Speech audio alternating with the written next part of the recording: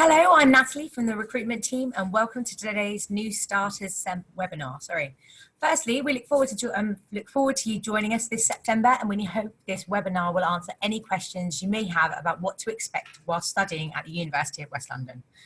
We have 5 teams on hand today to talk more about what they do and how they are here to help. The teams are the Students' Union, Student Finance, Accommodation, the Engagement team, and Health and Wellbeing. You'll also be hearing from a couple of current students about how they're finding life at UWL.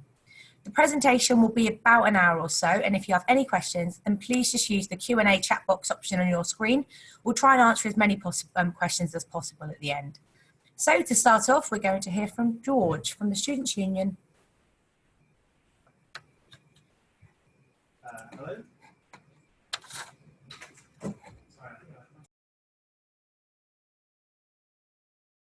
Hello, okay, I think we're in. Okay, sorry about that. Welcome to UWL and greetings from the Students' Union. If you just bear with me 1 second, we should be, there we go. Yeah, it's finally off and we are going, great. So welcome to the Students' Union. We are here to make you all have the best possible time at UWL. You are automatically a member of the Students' Union for free. And so yeah, we're just here to give you the best possible experience you can have. As a member of the Students' Union, you can get involved with us in one of our many excellent societies, such as our very own radio station. We have a very active Islamic society. We have the Society for Nurses, Midwives and Health Promotion students who have put on lots of very interesting conferences this year and many more. We also offer lots of really great part-time jobs in our cafe as part of our freshers crew and part of our advice team. So really great opportunities to boost your CV and earn a bit of cash whilst you're at university. We also have some really good sports teams. I particularly highlight rugby, netball, football and hockey, who obviously do very well in the varsity every year. You just talk to Westminster about the beating we give them every time. And we also have some really great venues. So come along to Freddy's Bar and Freddy's Cafe for lots of good events in the day and the nighttime. And we're also very keen to do as much as possible as we can for our very diverse student body here. So especially if you are a parent, a carer, or an international student, we always want to know what else we can be doing for you. So if there's anything you would like us to do, come and find us. We're on all 3 campuses. You can find us, so come along and we will make something happen for you. Who are we? So these are our very lovely presidents and vice presidents. Kat Hackshaw is this year's president. Janine is our vice president for education, and Jacob is your VP for activities, including sports. And you'll be seeing all 3 of them as you enroll, especially if you go along to any of the events. We also have lots and lots of staff, so over 100 student staff, so lots of opportunities for you to get involved that way. And then we have about 45 full-time members of staff like myself who are just making sure everything runs smoothly. So come along and meet us whenever you like. Getting involved is very simple. We do all sorts throughout the year. We will be having elections at the beginning of the term for trustees and other positions. And also, I would encourage anyone who is looking for another way to really influence their education and get involved to look into becoming a course rep. We have a really great rep system, and I'm sure Kyla can tell you a bit more about that later. But yeah, so please get involved. You'll meet lots of wonderful people. It's a good way to boost your CV and really influence your academic experiences here. And just to brag about us quickly, we are a very good SU. We have, for the last few years, got really excellent scores in the National Student Satisfaction Survey. And we have just recently won the Student Union of the Year Award at the NUS Awards, as well as another one for participation, because we are very good at making sure as many students as possible are engaged with our events. So yeah, we like to think we're pretty good, and I think that the sector agrees. And so finally, what's next? We are all looking forward to meeting you all at Freshers in September. I did ask if there was anything I could reveal to you all about what's going on, but I've been told that it is a very strict secret and that everything will be revealed on August the 16th. So like the Facebook page and you will see you'll see when things are announced officially, because I'm not allowed to say any more. So we look forward to meeting you all very shortly, and thank you very much for listening. Thank you, George. Hi everyone, my name's Rosie and I'm a student advisor within Student Services. I'm here to tell you today about funding your studies. So studying at uni is a rewarding investment in your future, but obviously thinking about how you're going to fund it can be daunting at times. However, there's a range of options available, which I'll tell you about today.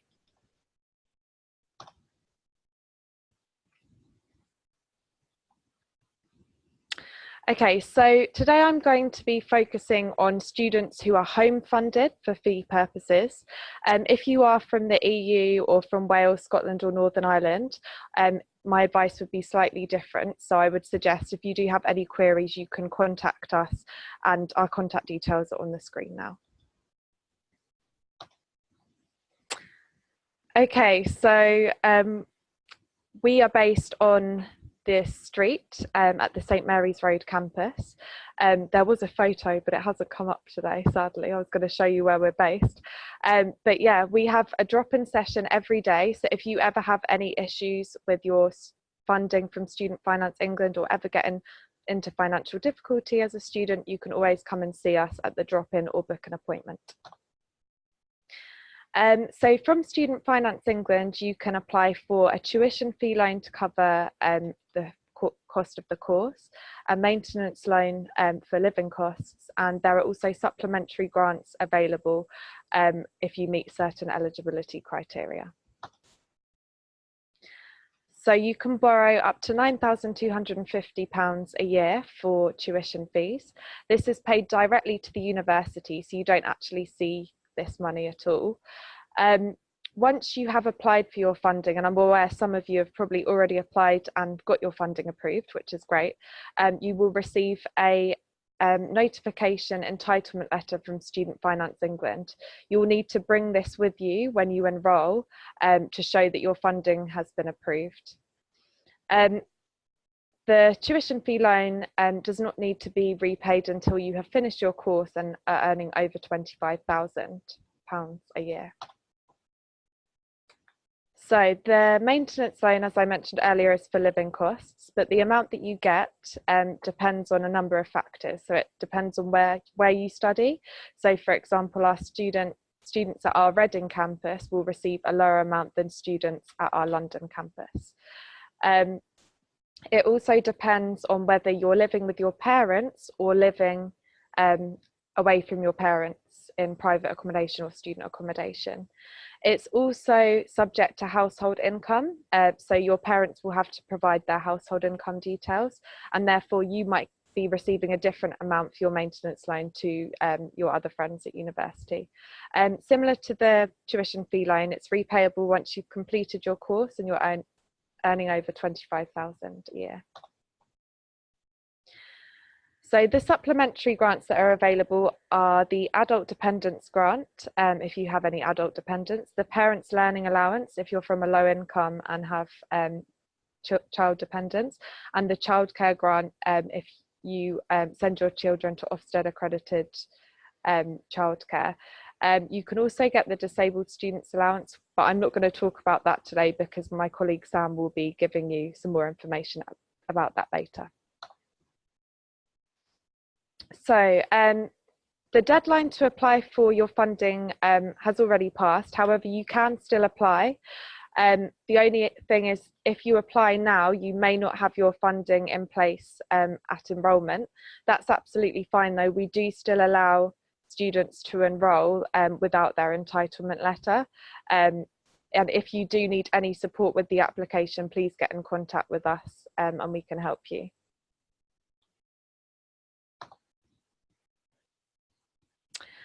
So for nursing courses, the funding changed last year, so you now can no longer receive funding from the NHS, and you'll apply through Student Finance England as well. So it's the same as the funding I've already mentioned. You can apply for a tuition fee loan and a maintenance loan, and the supplementary grants that are available. However, you can apply to the NHS for the Learning Support Fund as a nursing student, and this is extra financial help, and also for students who are facing financial hardship. So you can apply via the NHS Learning Support Fund website. The university also has a hardship fund for students facing financial difficulty. So if you do come into any financial difficulties during your studies, please come and speak to one of the advisors and we can tell you more about the hardship funds available. We also have a range of scholarships and bursaries available for students to apply for. And all of the information about the scholarships and bursaries can be found on our website. So if you're starting a course from the first year in September, you could apply for the UWL bursary. It's for students with a household income of less than 25,000, and there are up to 550 available. We recommend that you get your applications in as soon as possible. We also have the Path to Success bursary for students on a 4-year degree with foundation, and there's a range of donor and alumni scholarships available, but all the details are on our website. If you're coming to start a part-time course, the fees are slightly less, so they range from £6,167 to £6,935. You can also apply for a maintenance loan this year, which is new, but the amount that you get is based on your course intensity. So when you're applying for a maintenance loan as a part-time student, you will need to tell Student Finance England how many credits you're studying, and then they will work out how much you get for the maintenance loan. Part-time students can also apply for the Disabled Students Allowance and the Discretionary Support Fund at the university. So it's important to budget as a student. So once you do get your entitlement letter from Student Finance England, you'll know how much you're going to get and how much of that is going to cover your rent or your food or other costs such as clothing, socialising and travel. So do try and budget your ingoings and outgoings each week and keep track of your spending. I know it is tempting to spend all of the maintenance loan in the first week and freshers week, but try not to do that because then you'll end up with no money at the end by Christmas. But Student Finance England do pay the maintenance loan to you in 3 instalments, so 1 in September, 1 in January and 1 in April, so that does help with budgeting as well. As a student, you can take full advantage of a range of student discounts. So you can get an NUS card, which is great. It gives you discount in a range of online shops or in-store restaurants as well. You can get a student Oyster card, which saves you a 1/3 of travel around London. And you could also apply for a young person's rail card, which gives you a 1/3 of travel on national rail trains around the country. You can also apply for a student bank account, which usually these bank accounts provide you with an interest-free overdraft. We also will be running budgeting workshops during the semester, so you can always come and speak to us about that. So my headphones are falling off. Another way to get extra cash is working part-time alongside your studies. We have an employment services team and careers team who help students with that. So the careers team can help you with your CV, cover letter, and also give you mock interviews. And the employment services team have an online jobs board where they advertise a range of internal and external vacancies. We recommend that we wouldn't recommend you work more than 20 hours a week, so as your work doesn't interrupt your studies.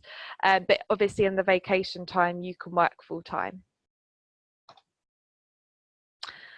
So thank you for listening today. If you do have any queries, feel free to contact us, and our contact details are on screen now.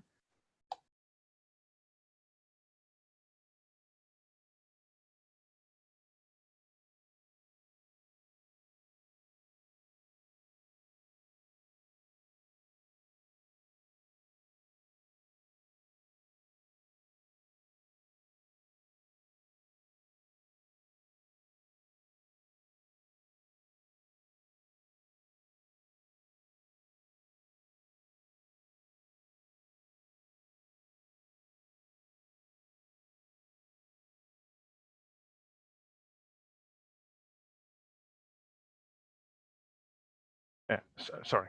Paragon Student Lets is located next to the Brentford site, and the location provides good transport links to Ealing and London. There are two types of rooms in Paragon Student Lets. So we've got the single ensuite room and the studio.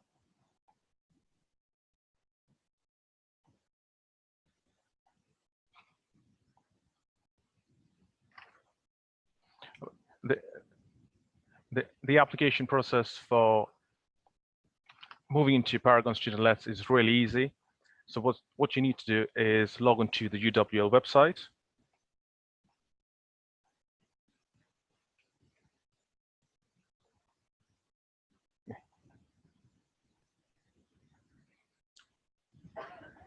The application process for registering with Paragon Student Lets is extremely easy. You need to log onto the UWL website, create an account, and just follow the details. We're extremely flexible on the deposits and rental payments.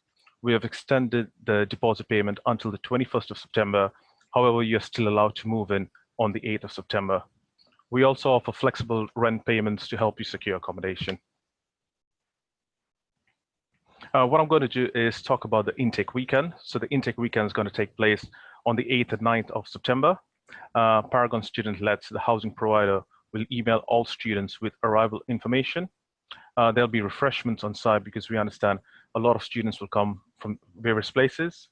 The SU will have ambassadors on site that will help and assist in moving luggage. We have also arranged short and long-term parking. So short-term parking would consider of where students can drop off the luggage, they get a 20-minute allowance, and then they could park in another site, which is a bit more long-term. Again, there's nothing to worry about your deposit and first-term rent payment. During your stay, we have 8 resident student assistants on site. This is managed and run by the SU. In addition, we've also got Paragon student-led staff on site, which consists of the halls manager, the business manager, and various resident student officers. There's 24-hour security on site. So the reception covered during the day, and in the evenings they've got security. There are a lot of supermarkets near Paragon Student Lets. There's a co-op opposite Paragon Student Halls, and students can avail of the NUS discount. And finally, there's a free shuttle bus during weekdays, which runs from the Brentford side to Ealing Broadway with stops at St. Mary's. I mean, we're always happy to help in the accommodation team. So if you have any further questions, please get in touch with us. Our details are listed below. Hi guys, my name is Kyla and I'll be starting my 3rd year of law here at the university. So little backstory, I am an international student. So when I came here, I did a little extra traveling than some of you because I came from the Caribbean and that's like a few hours away. But in terms of choosing and coming to University of West London, I did have a few choices here in the UK, and I chose UWL because of how well the process was going for me and everyone was awesome and friendly. But I also came late, which meant that I missed the beginning of freshers and stuff like that. So I didn't get to connect with a lot of other students as many persons do in freshers week. And that's another reason why it's good to get involved during freshers. You meet friends that will be with you throughout your university life. But after arriving, I knew one person here. And from there, I tagged along with her and I got involved in the student union. And I also got involved in student services. So I signed up to the employment services, and that's where I got my job as a student ambassador.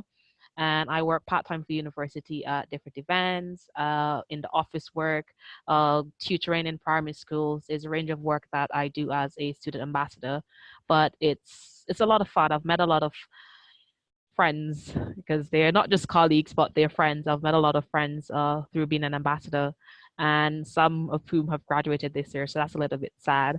But these are friends that you keep for life. And getting involved with the Students' Union, I also work there part time. So I am a course rep for my school. George mentioned that earlier. And it is a wonderful scheme. It is a way to get involved and be more active in your class. So we gather feedback from the rest of our classmates and ensure that their lecturers and universities listening to us. So let's just say the classroom is just a bit too hot if it's summer, so everyone knows the heat right as it is. So if it is, just to get some fans into the classroom so that we can make it through that 2-hour lecture, whatever the case is, and we're there to facilitate and make sure that student voice is being heard. And it is very important, and the Students' Union takes pride in ensuring that happens. Apart from that, there's lots of other ways that I've gotten involved, and you can too. So George also mentioned the different societies and sporting teams that are there. So I joined football. Sometimes I practice netball with the netballers, but there's quite a lot of netball teams, so that's quite active also with the football team. But the social aspect, it's keeping fit, it's meeting new friends, and being a part of the different sports teams. Annually, we do a trip to another country. So in my first year, we went to Italy. This year, we went to Croatia. Both trips were amazing. It was fun spending time with other students outside of uni. And in terms of different societies, there's so many to be a part of. And one society that wasn't active when I started was the International Student Society. And as an international student, I thought it would be nice to have a way to connect with other students who are in the same position as me.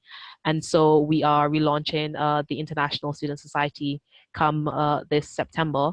But the good thing about it is that it's not just for international EU or overseas students alone. It's open to everyone, and it's a time to just bond and learn about other people, where they're from, enjoying their culture, or whatever different thing that they are bringing to the table.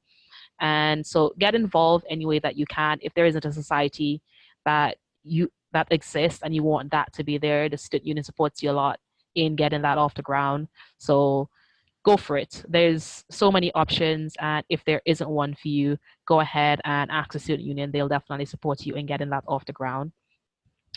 In my first year, I did stay in student halls because I figured that would be an awesome way to meet new people. And so I ended up in a room with a lot of persons from around the UK and from the EU. And one thing that we did, or we tried to do as much as possible, depending on our schedules, was to have a weekly lunch just to bond as roommates, because these are people that you'll be spending the next year with. And it's nice to get to know them apart from just passing them in the hallway, going to the kitchen kind of setting. And apart from that, there are different bits and bobs happening in the hub, which is like in the center of all the different accommodation buildings. And so it's a nice way to meet other people within the accommodation sites. You'll probably pass them in the hall at university, but won't say hi. Well, at the hub, you guys basically live in the same block, so you gotta say hi. And it's a lot of fun staying there, and at the same time it was quite convenient because the university shuttle was there, and if I had classes at Paragon, it's just a walk down out of my room and up into Paragon, which was fun. As I said, I haven't been been an international student. I did leave a lot of my family and friends back at home in the Caribbean, and so there were times when I did miss them a little bit extra. But yeah, thank God for technology that I can just easily Skype them up, or I FaceTime then. So that was also good. But the good thing about it is that I've made a lot of friends here, and my family, they've become my family. And I would just encourage you to get involved whichever way you can. Going into my third year, I'm happy with all that I've done, and it's because of me being active and get involved. If not, and you do turn up, or when you do turn up in September and you see my face, do come and say hello. I like to think that I have a nice smile and I'm very approachable. So say hi, tell me you're watching, and I looked a little bit crazy, but that's all right. And I'm going to pass over to Alison because she has been one of the biggest supporters of students from day one. The services that they offer, I won't say much about them, but it encourages students to keep on being involved in their schoolwork, and they assist in any way they can. So I'll just turn it over to Alison now. Thank you, Kyla. Thanks very much. Yeah, welcome everybody. It's quite interesting because in a sense, I'm a former student, so I went through some of the things that Kyla talked about. Difference being I lived a lot more locally, and I was a mature student. I started my degree here in 2007. But what I'm here to tell you about today is the engagement team. My role now is head of the engagement team, but I think what's most interesting is how I got to this point and what I've managed to sort of build on the way so that we can support and share some guidance with new and existing students. So as you can see, a lot of it is academic support. And I'll tell you a little bit first of all about the peer mentoring service. This is where we try and find a student who's studying on the same course, but usually a year or 2 years ahead of yourself, so that you can be given some guidance, share their mistakes, share the things they do well, and really get an overview of your degree. Because when you start, it's hard to picture the way that your degree will unfold over the 3 years. Each module, as we call it, is sort of like a brick in a wall, and after a while you start to see how they all join together and form that degree. But the great thing is a peer mentor is someone who, as I say, doesn't have to have done brilliantly, because sometimes the mistakes you make are the best way of learning. So anyone who's willing to share their experience of studying with someone a year or 2 years below them can come along and apply to be a mentor. And as a new student, you in turn can come along and request the support of a mentor. This happened when I was a student. I was asked to mentor, and I found it a wonderful experience because I could share some of the mistakes I've made and make them valuable. So when I finished my degree, I was allowed to set up the engagement team, which was then called the mentoring service. And mentoring sat alongside what we called the drop-in support sessions. And it's really important to know about these before you begin, because they're there for you to come and ask any questions about academic work that might be challenging, questions you have about your study. And in fact, it can be a question about anything, because we have a wonderful support team at the university. You've met some people already, and then more to come. And the engagement team are very good at knowing if we can't help, certainly who can. But for the drop-ins, the great thing about them is they're available every day at St Mary's Road and Paragon, the Brentford site, and then again at Reading, slightly less often, but they're available there too. And the beauty is you don't need to make an appointment. You can just turn up during the available slots and bring whatever question you have with you, and we'll take it from there. There's not a limit either on coming to see us, so don't feel, oh, I came last week, I can't come again. People come to us for all sorts of reasons. They might come to look at feedback, for example, and they might come because they either don't understand the feedback they've been given, or they want to know how they can put that into practice. As I say, it might be simply that they're struggling with what they've been asked to do as an assignment. It doesn't really matter. Just come and pick our brains. And we never sort of shut the door on someone saying, oh, we don't know the answer to that. If we don't know, we'll make sure we find out who can help answer that. Alongside that, we have the academic skills workshops. They've really been expanded this year so that you can have 1 hour of theory and 1 hour following that, if you wish to stay, to put that into practice or bring your own questions again. We've got things like how to take notes, effective note taking, how to plan an assignment, improving your work. So if students down the line often want to come and reflect on that. Organizing your studies, that's a really key thing, especially at the start. It takes a while to get the shape of your various modules and when your assignment dates are and things like that. Preparing for exams. As a new student, there's a good chance that apart from in-class tests, you probably won't have formal exams for a year or maybe 2, but it's always nice to get some support when you're preparing for those. Now, right at the moment, and you're welcome to sign up for these if you're interested, we've just done our first 2 summer one-day workshops. it's been absolutely, I was there this morning for the returning students, and yesterday we had about 20 new students who chose to come along and try and sort of get ahead and prepare themselves by taking part in a number of sessions. And on top of that, they had the chance to speak to the Wellbeing team, who you'll hear from soon, funding advice, the careers team, employment team, all sorts of people. So if you have the Prepare for Your Studies booklet, if you look in there, there's information about these summer one-day workshops. The remaining dates are August the 18th, 22nd and the 28th for new students. So that's a Saturday, a Wednesday and a Tuesday. So do look into those if you think you might be interested in taking part. They're absolutely free. There'll be tea and coffee and biscuits and so on. And they run from 10 o'clock till 4 o'clock. So yeah, please sign up if you're interested. And moving on, I know we've had some questions about English language support. We have a member of the team who is specifically there to offer advice to students who are studying in a second language. So if that's something you would like help with, you can email, I'll give you the email soon. It's academic.support actually at uwl.ac.uk. And if you've got any inquiries that academic support might be able to help with, it'll either be us or the library. So do ask and we'll pass it on if it's not us. Alongside that, we've got maths support, because a lot of courses, I mean, when I started my degree, I was a little bit of psychology and I absolutely loved it. It's turned my life around and my children's life. And, but I was a bit challenged by the fact that I, A, hadn't used computers a great deal. And secondly, there were some statistics on my course and I'd not been a strong student, certainly in maths. And this was enough to make me wobble at the beginning. But that's exactly why we've put in place all the support we have. So there's somewhere for you to go and ask if you've got a stats, numeracy or math problem. Again, we can give you all that information when you arrive. So really the main key message I think overall is that there isn't any such thing as a silly question. The most important thing is to ask. This morning we were talking with students who have come to reflect on the work they've done over the last year or two in order to go forward as strongly as possible for the next academic year.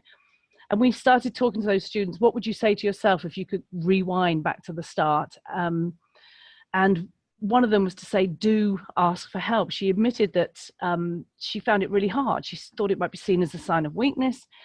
And I know schools often embed in colleges, you know, you're going to have to be an independent learner and so on. Well, that is true. You are going to have to manage a lot of new things, as you've heard, budgets and diet and so many things if you're moving away from home, that sort of thing. But the important thing is to know that we want you to settle and do well and that we're here to help in any way we can. So please, please, please, well, just ask basically. Don't feel you have to be an independent, isolated learner who's got to find the solution to everything on your own. If you're struggling, please, please give us a call. And contact details are available. I think these will be shared with you. There's a document prepared or something, so you'll be able to get those. Don't have to quickly write anything down. And then finally, I'd like to just sort of move on to our little video. It's only a couple of minutes long, but you'll see some members of the team here, Sam, Katie, Anita, and they are just giving you a flavour of the way we help students, and you'll hear from a few students how they felt about that support. So thanks very much for listening, and if anyone's got any questions, look forward to having a look at them. Thank you. Have you been struggling to keep up with your course recently? I'm Anita and I work in the student engagement team. We may be able to help you. And I'm Sam, and we're here to give advice and support so you can get the most out of your degree. I think this idea that when you come to university it's all about the academic within you, growing, learning. And that's actually not completely true. Coming to university is about a whole load of things. And if you just take one chunk out of that pie, the rest can get neglected. Brush up on your academic skills by coming to one or more of our workshops. We cover all sorts, from essay writing to delivering presentation. They help me because they explain me how to write essays and reports. I strongly recommend to all the students to get in touch with this service. We also offer drop-ins where you can speak to a member of the team on a one-to-one basis. At the beginning I was quite lost with my assignments. It didn't flow. I didn't know how to tidy up my work. So the engagement team sat down with me and they showed me how to tidy up my work, which made a lot more sense. It is a pleasure to read my work after I sat down with the engagement team. Being paired with a peer mentor is another great option. Having gone through the same or similar course, they know how challenging university can be. You can use any of the engagement team services. We want to make sure you can get the best out of your course. Do not hesitate to contact us for more information. Come directly to a drop-in or ask at Student Services on the street.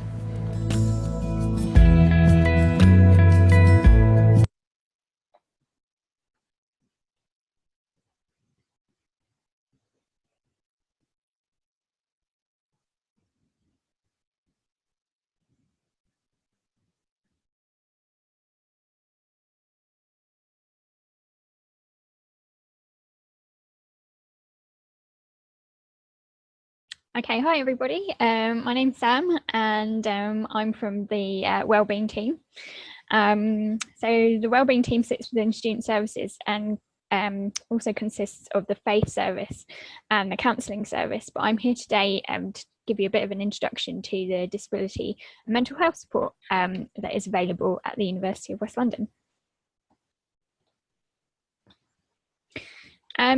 So hopefully today I'm going to answer a few of your questions. So who the university supports, if you disclose your disability, how that information be treated, what support is available, and what extra funding is available as well.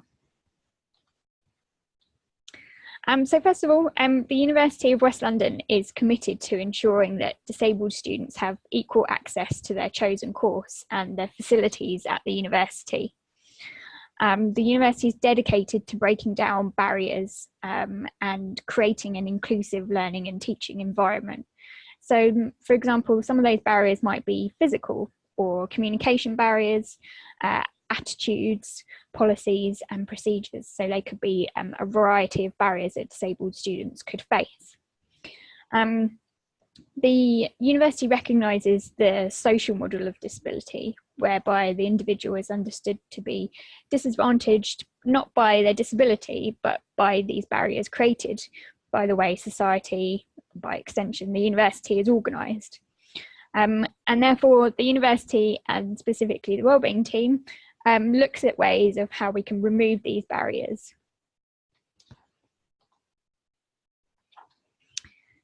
So the reason why we're here to support students and break down these reasons, these barriers, is partly because of the Equality Act 2010, which is a piece of UK legislation which is in place to legally protect people who have a protected characteristic. And those people who have a protected characteristic are protected from being discriminated against because of the Equality Act. So you can see some of the protected characteristics on your screen now. And obviously the one we're interested in is disability. So disability is defined as a person who has a physical or mental impairment which has a substantial and long-term adverse effect on their ability to carry out normal day-to-day activities. So substantial could mean more than minor or trivial, and long-term means likely to last at least 12 months or more.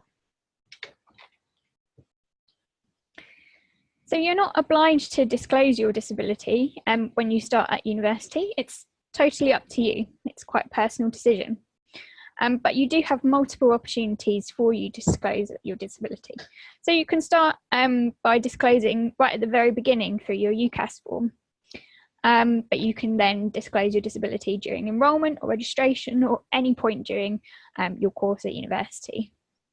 If you do decide to disclose during your course at university, you can do this by approaching anyone within the Wellbeing team, or you can speak with your personal tutor to disclose. So it might seem a bit daunting at the start, but by providing the university and the relevant teams with this information, it allows us to put support in place for you to enable you to achieve.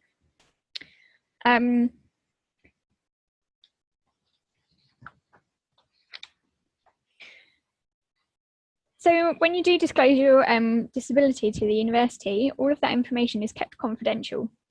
And confidentiality means that any information that you do share with us is not shared with anyone without your consent to do so. And you can tell us who you're happy for information to be shared with and who you might not be happy to share that with. Generally what we do is we share information only on a need-to-know basis only. And that means sharing sufficient information with people within the university in order to implement the support that you might be entitled to, and to implement reasonable adjustments, and with people who are involved in that process.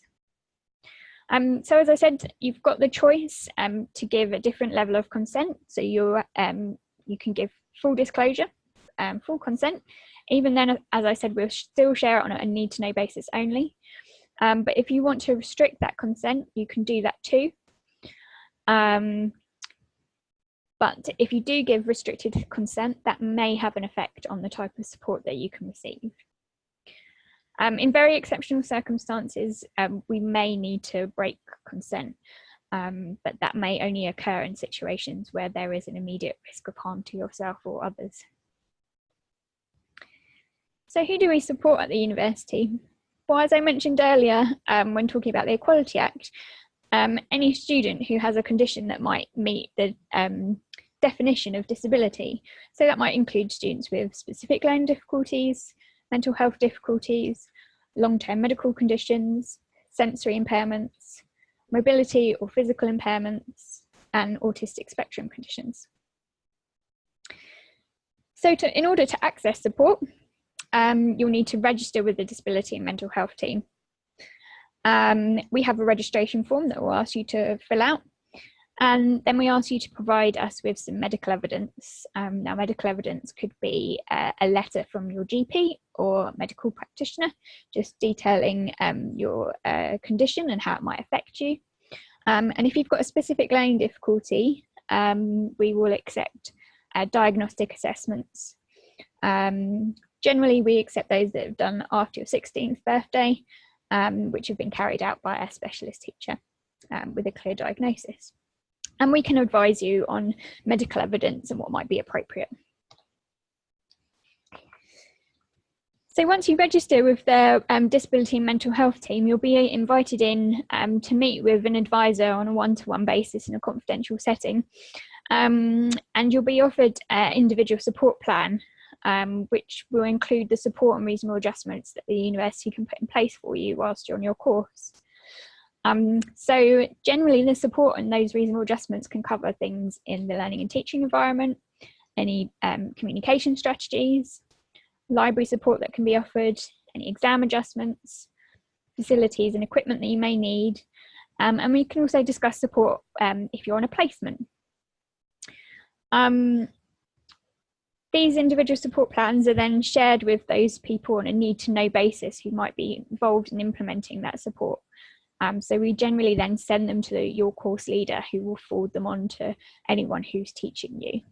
And this document can be reviewed at any point, but it does stay with you generally for the entirety of your course.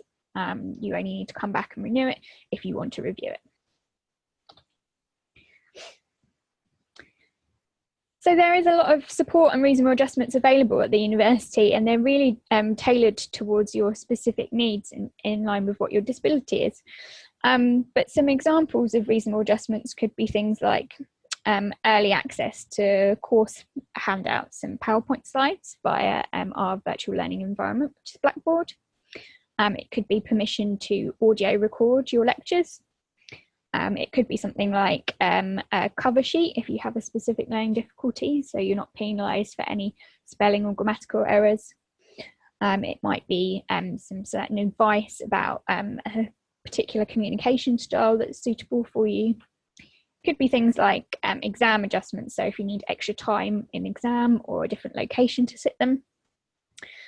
You can also access alternative format materials. So if you need to access an ebook from the library or something in an electronic format rather than a hard copy, then the library can support that. If you need any extra support workers in class, so maybe a BSL interpreter or a support worker outside of class, or it could be something like extensions to coursework as and when you might need them. It's really a non-exhaustive list, so really the support that we can put in place is tailored towards your needs. So for students with disabilities, you might be entitled to something called the Disabled Student Allowance. So the Disabled Student Allowance is a government grant for students studying at higher education with a disability, and it contributes towards some of the additional costs you might incur as a result of your disability whilst you're studying.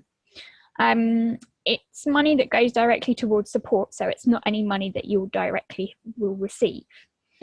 So in terms of what you can get support with, you can get money towards specialist equipment, which could include assistive technology. So you can get a range of different software and hardware that can help you with your study skills and help you access computers.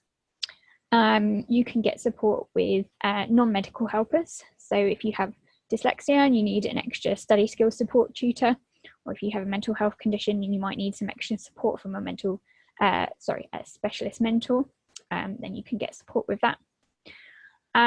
You can also access a travel allowance. So if you have a disability whereby you're not allowed to, you can't use public transport, then the DSA might help you with some extra costs towards travelling, either petrol allowance or taxi allowance. And then finally, there is a general allowance, which is available for any additional spending, such as printing allowance.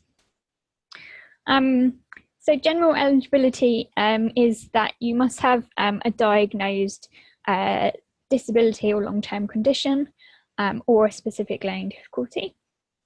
You will need to be classified as a home student by your funding body, and you can be either on a full-time or part-time course. If you're unsure about whether or not you're eligible, you can get in contact with the Wellbeing team, and we can advise you if you might be eligible. So the process for applying for Disabled Student Allowance.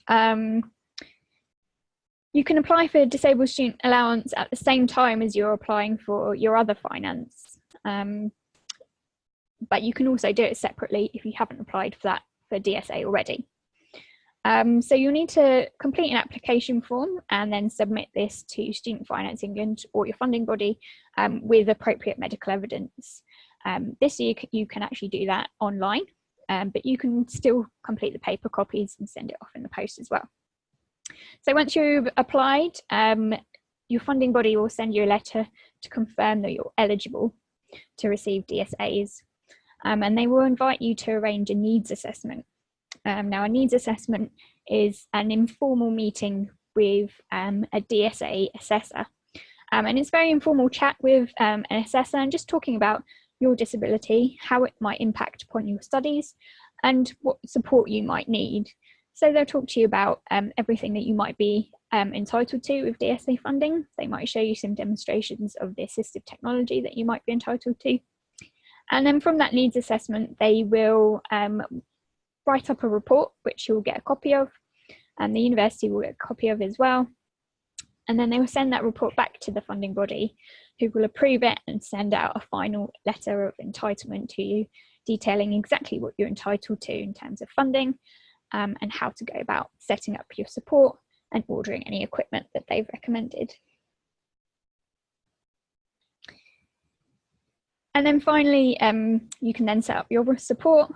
The process can take up to 14 weeks applying for DSA. So I would advise anyone to apply for it as soon as possible so you can get your support in place for the beginning of your course. And if you've got any questions along the way, the Wellbeing team are always here at every stage to help you out. So finally, if you do want to get in contact us, we're open over the summer. So we would encourage you to get in contact with us for an appointment so you can have your support in place by September. We do face-to-face appointments, but we also do phone and Skype appointments if appropriate. And we look forward to meeting you. Thank you.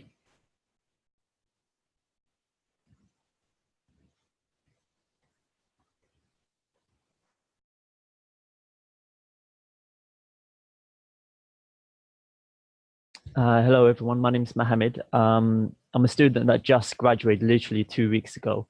I haven't really prepared anything as such. The reason for that is I want this next few minutes to be very genuine and very real with you guys.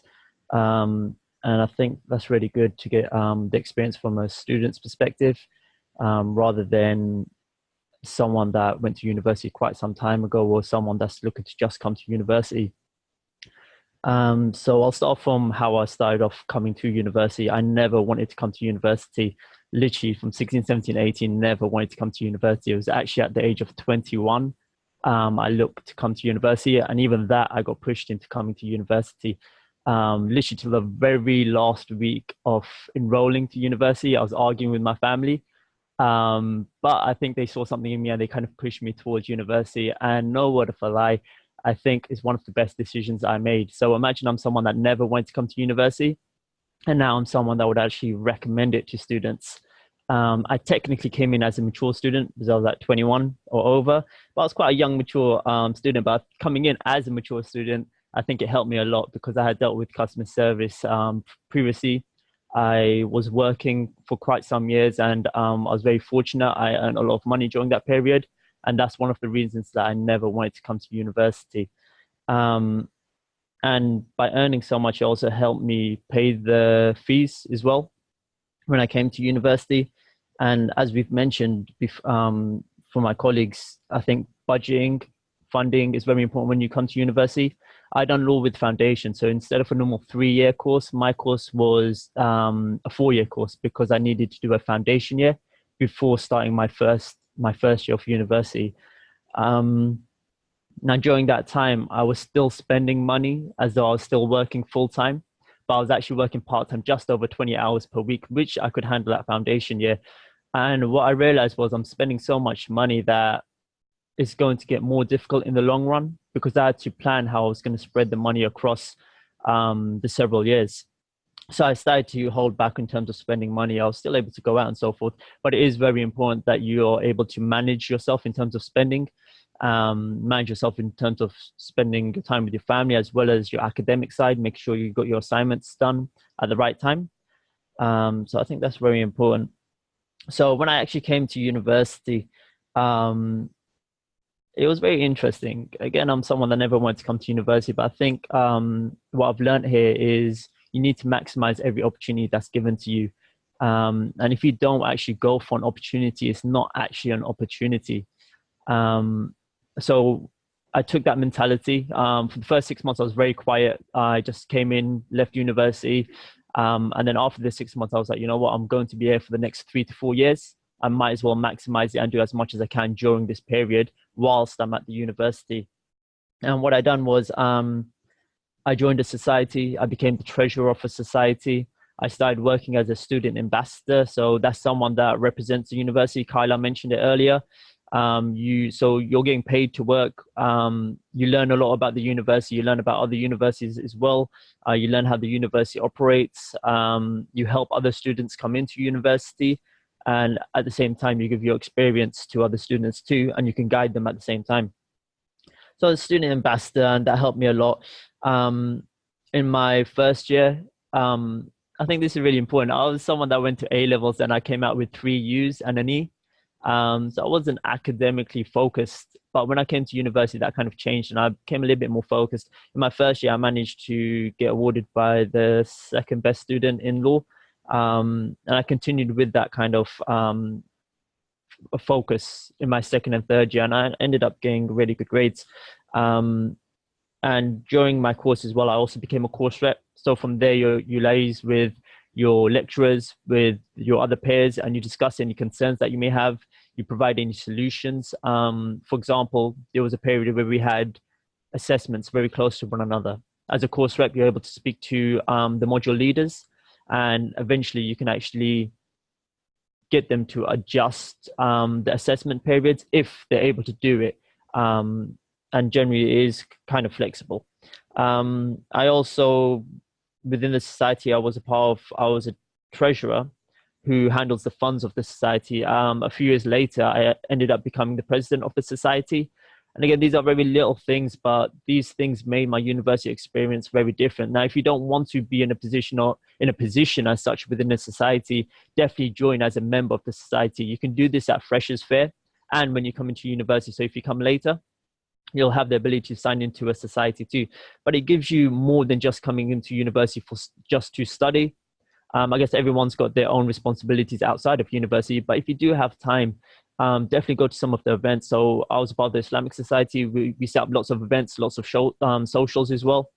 And these are little things in the long run as well. If you do take a position, you can put down on your CV, and it shows that you have extra skills as well in comparison to a lot of the other students that come to university and then graduate from university. So maximize every opportunity that comes your way. I worked as a student ambassador. I worked for Freshers, a course rep. I also was given a bursary. And the reason I'm saying this is not so much to show off, is simply to say to you that there's so much opportunity out there, but none of it's really an opportunity unless you go for it. All of this is open to you. We've mentioned some of this through this webinar. When you come into university, you can speak to us properly face-to-face, and we could explain it in more detail thoroughly so you fully understand what's available. The scholarships, bursaries help massively. Funding, you got support from the disability team, engagement team. From the academic side, I remember my first few assignments, they were pretty all over the place because I had been out of education for so many years. But after speaking to different people, it helped me and it kind of guided me in terms of how to structure my assignments. So that would be really, really, really good for you as well. Just to sum it off, my overall experience was brilliant. I definitely recommend university to people. This university was really good. It was very local to me. It had a very homely feeling to it, quite multicultural, which I really enjoyed. There is only one thing that I would recommend where I lacked. I didn't plan ahead. So like I mentioned, I never wanted to come to university. I was pushed into it. And during my 3-4 years here, I never saw the end goal. I just saw it as, yeah, I'll get my degree and win-win. Hopefully I'll get a first. My mom's going to be happy. And that did happen, but now I'm in a position where I'm like, okay, what next? So if I would recommend anything to you is when you come to university, don't wait till the final year to go to the careers team. Go to the careers team as soon as you come in. They can help you get a job whilst you're studying at university, whether that be on a part-time basis inside the field you want to go into, or just any other job. And then go to them towards your final year. Because at the end of that year, you then want to see whether you want to go into doing a master's, whether you want to do a further education, whether you want to switch to another course, or what is it that you need on your CV to stand out enough for you to get the job that you want. That would be my one recommendation. But overall, take every opportunity that comes your way. Thank you.